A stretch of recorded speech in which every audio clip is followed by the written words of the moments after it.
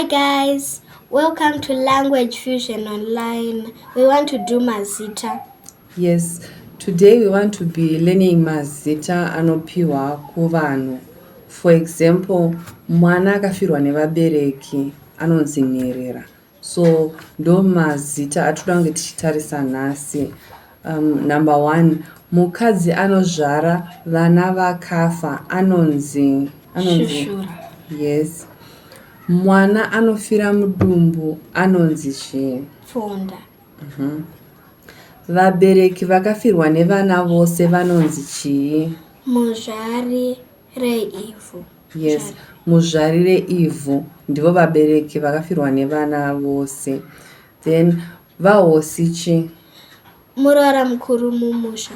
Yes, mukwasha mukuru anonzi chii? Nanga Ruvanzi.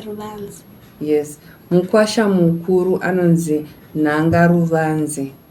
Then muvhimi wechikadzi anonzi chii? Maisiri. Yes, mwana anofa asati amera mazino anonzi chii? Gambe. Yes, munda mutsva unonzi chii? Gombo. Then tinorima nzungu Mutseu. Yes, tinorima muriwo mubindu. Mukadzi asingabereki anonzi chii? Manje. Mwana akafirwa nevabereki vese anonzi chii? Nherera. Yes, mombe hono inosungwa inonzi chii? Donza. Yes, so ndo mazita atanga tinawo nhasi guys. Thank you for watching. We hope you enjoyed the video and you are learning a lot from these videos.